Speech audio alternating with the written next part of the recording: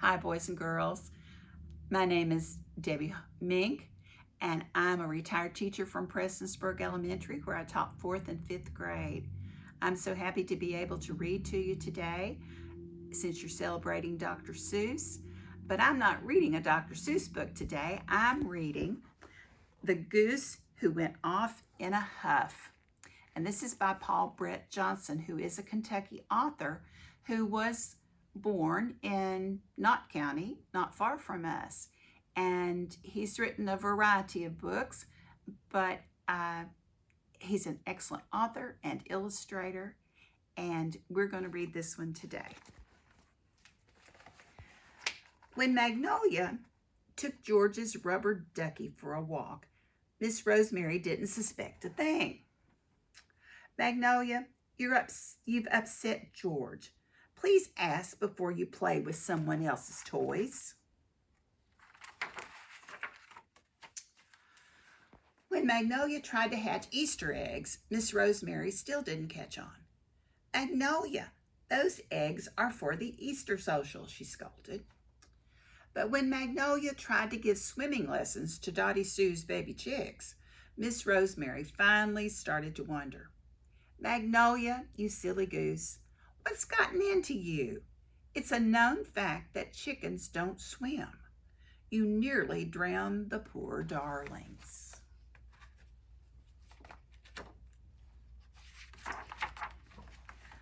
Magnolia watched longingly as Dottie Sue fussed over her dripping brood. Suddenly it all became clear. I should have guessed, said Miss Rosemary.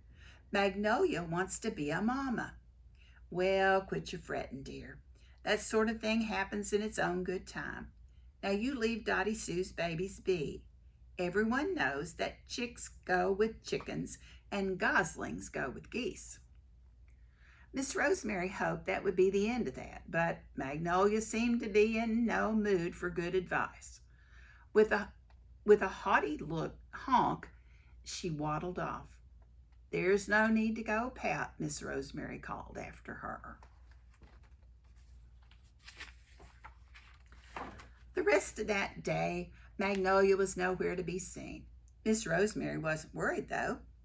I suppose Magnolia is a little embarrassed. Perhaps she just needs some time alone. But when her goose did not show up for supper, Miss Rosemary grew concerned. It wasn't like Magnolia to miss a meal. Maybe I was a bit too stern with the poor dear, she fretted. Before going to bed, Miss Rosemary checked the barn. Has anyone seen Magnolia? No one had.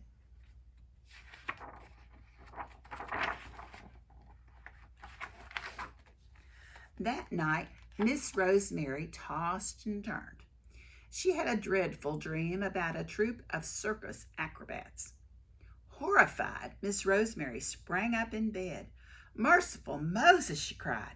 Magnolia has run away from home.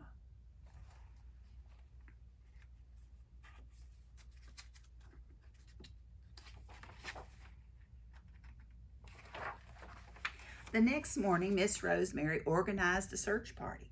They went to the circus grounds and peeked in every tent. There were bears and elephants and monkeys and lions, but there wasn't a goose anywhere.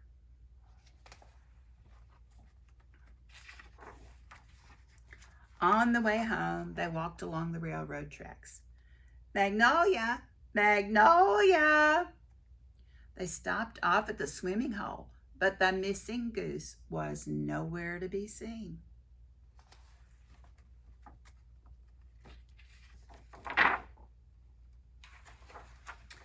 Finally, Miss Rosemary took one last look in the shed.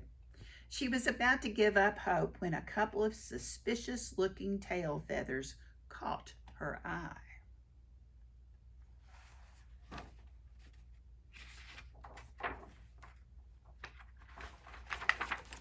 Miss Rosemary tiptoed back outside and whispered to Gertrude and George, Magnolia hasn't run away at all. She's only pretending. I think her feelings are hurt. Miss Rosemary eased up beside the shed window. I do hope Magnolia hasn't run away from home, she said loudly. We all really miss her. It just won't be the same around here, Miss Rosemary waited. If only Magnolia were here, I would bake a fat, scrumptious blueberry pie. It's a known fact that blueberry is Magnolia's favorite. She could have the biggest piece. There was still no movement inside the shed.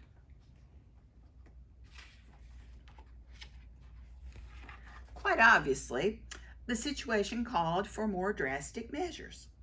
Miss Rosemary, George, and Gertrude went back to the house to think. A while later, Miss Rosemary returned to the shed. Land o' Goshen, she exclaimed. Just look at those two little goslings. Poor sweet things, no sign of their mama. They must be orphans. Who's going to look after them?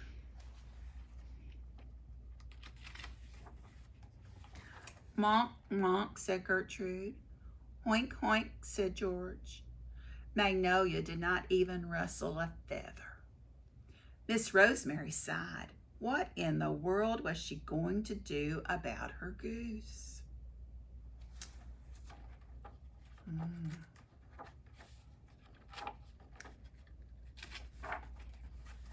That afternoon, Miss Rosemary heard a rumble down by the railroad tracks and a shrill cry that sounded a bit like a trumpet.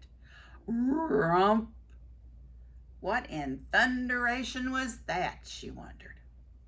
Miss Rosemary went to investigate.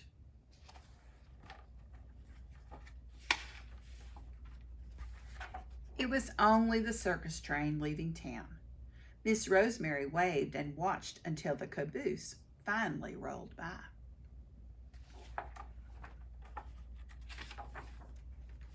As she turned to leave, Miss Rosemary heard the curious wail again. Rump! Something was thrashing in the bushes beside the track. Wait, wait, she yelled after the train. I think you've left someone behind. But it was too late. The train had already disappeared. Suddenly, a very long nose snaked out of the bushes, followed by a pair of small, frightened eyes, surrounded by two huge, floppy ears. Oh my goodness, isn't this a fine mess? Miss Rosemary scratched her head in puzzlement. Chicks go with chickens and goslings go with geese. That's a known fact. But what in the world do little lost elephants go with?